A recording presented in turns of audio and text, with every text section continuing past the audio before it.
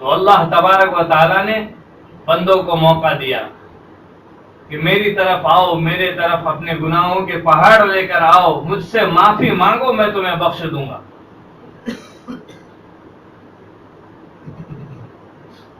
تو بندے کو چاہیے کہ اس رات میں خوب دعاؤں میں لگ جائیں،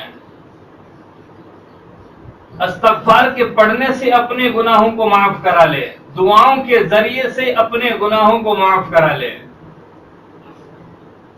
آج ہماری دعاؤں پر بھی اثر نہیں ہوتا، اس لیے کہ ہم دعا میں خود غافل ہوتے ہیں۔ دعا دھیان سے کی جاتی ہے۔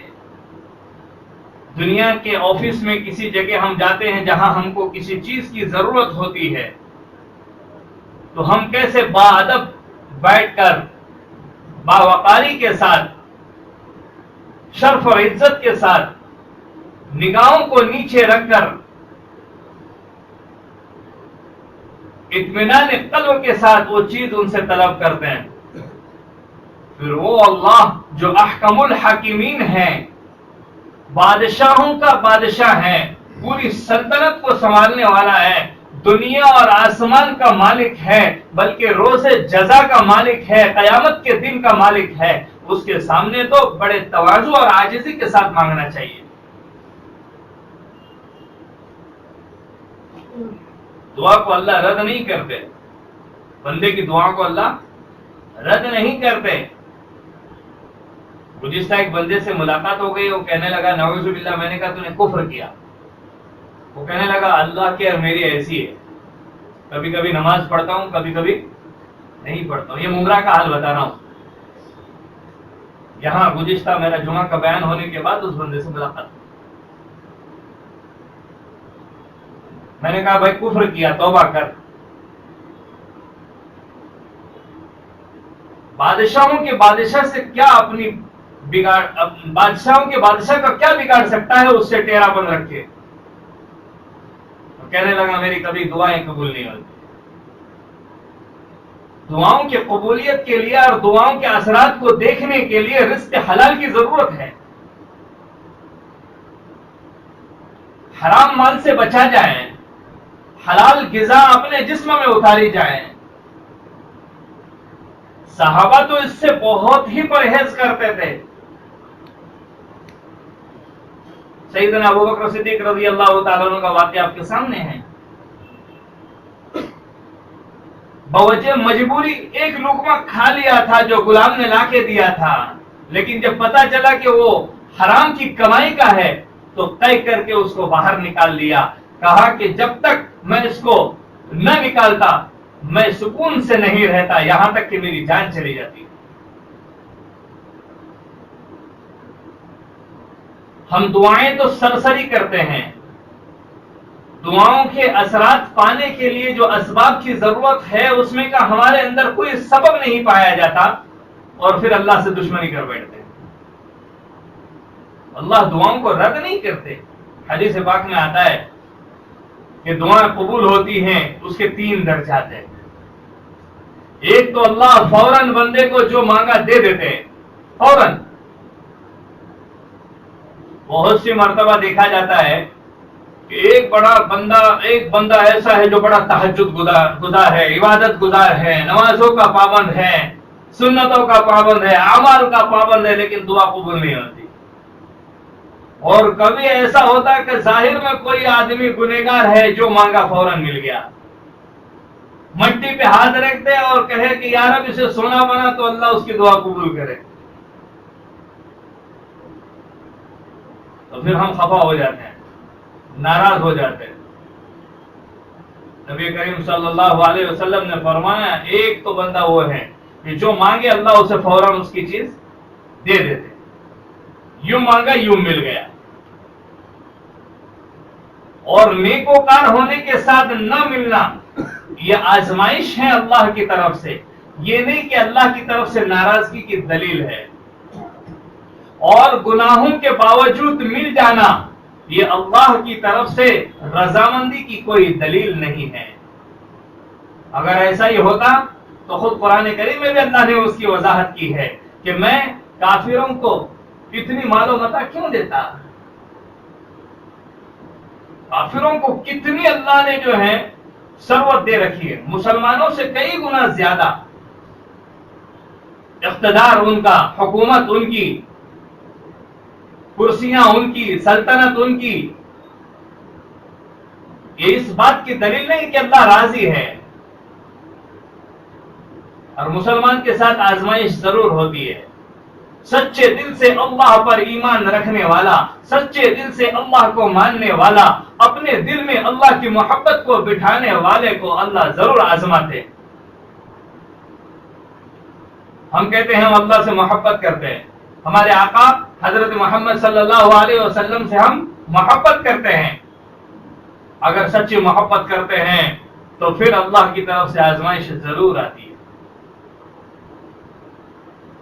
حضرت عمر بن خطاب رضی اللہ تعالیٰ عنہ ایک مرتبہ مجلس میں تشریف فرما ہوئے، کہنے لگے اللہ کے حبیب علیہ السلام، یا رسول اللہ صلی اللہ علیہ وسلم، میں آپ سے بہت محبت کرتا ہوں. کہا پوری دنیا سے زیادہ، پوری دنیا سے بڑھ کر؟ ہاں یا رسول اللہ.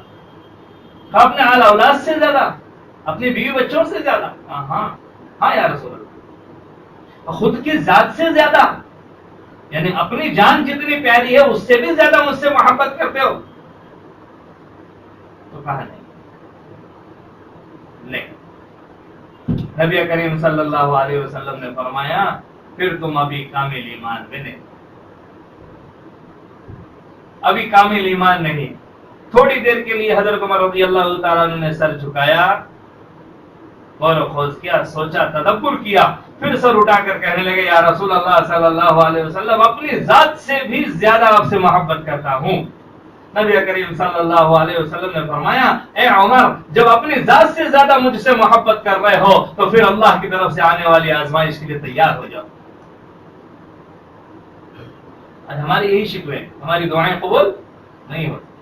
آج کی رات میں مانگنے کا وقت اللہ دیں گے، کل کی رات میں مانگنے کا وقت اللہ دیں گے، لیکن ہم غافل پڑے سوئے رہیں گے، پھر کہیں گے اللہ کی طرف سے ہمیں مدد نہیں ملتی. دوسرا بندہ وہ ہے، ایک تو وہ جو مانگے مل جاتا ہے، بات چل رہی دعاؤں کی قبولیت کی. دوسرا اللہ تبارک و تعالی اس دعا کو آخرت کے لیے ذخیرہ کر لیتے ہیں، جمع کر لیتے ہیں.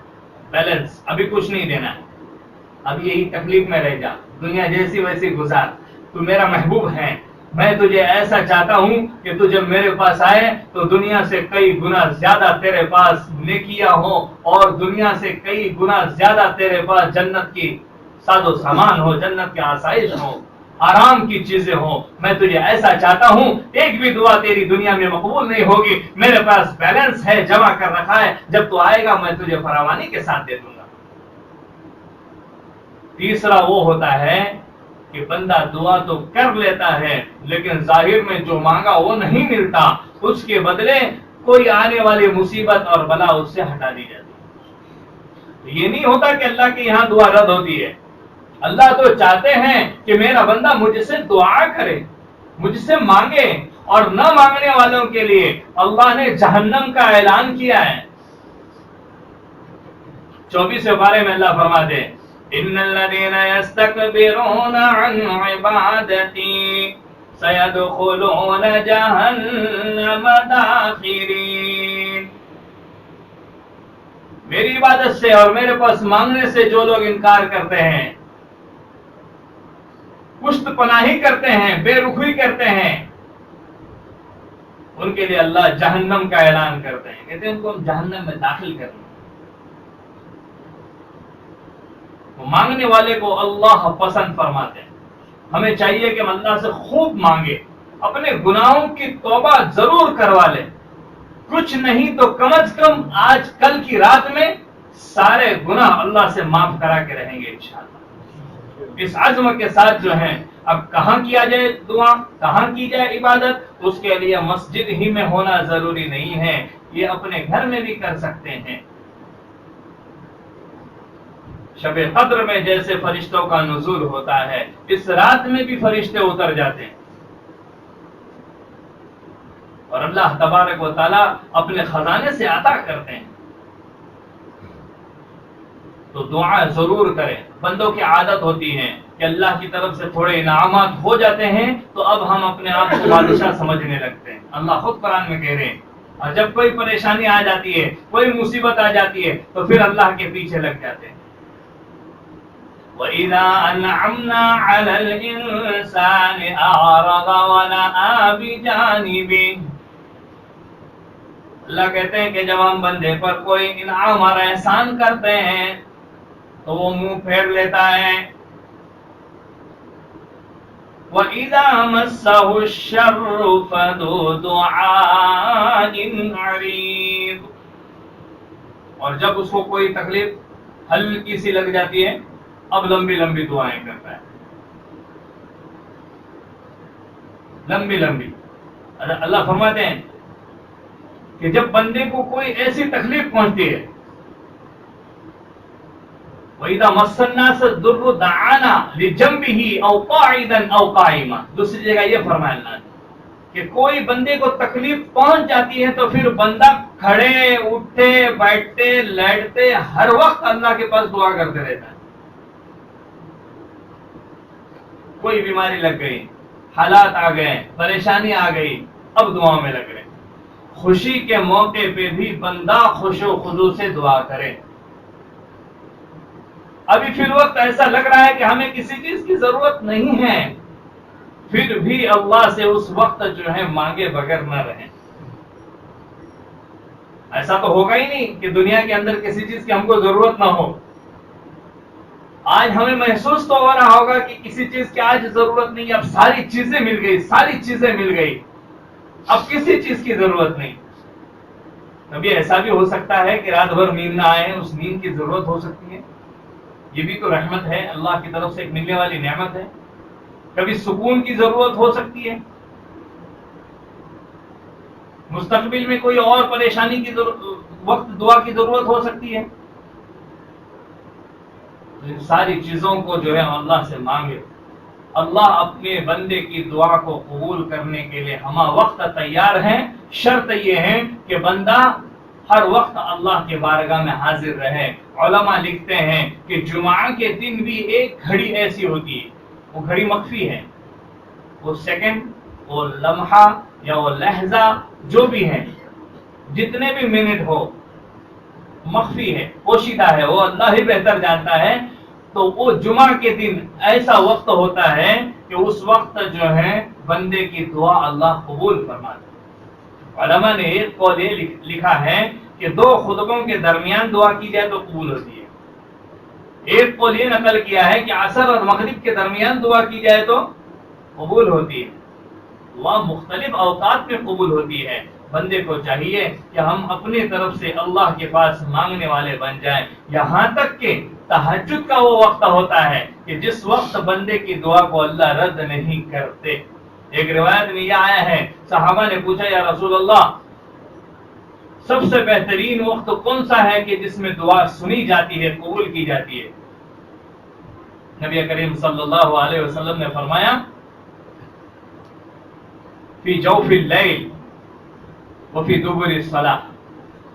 ہر فرض نماز کے بعد اور آدھی رات میں. آدھی رات میں جو دعا مانگی جائے وہ قبول ہوتی ہے. ہر فرض نماز کے بعد مانگی ہوئی دعا قبول ہوتی ہے. ہمیں چاہیے کہ ہم اپنے رب سے مانگے، خوب مانگے.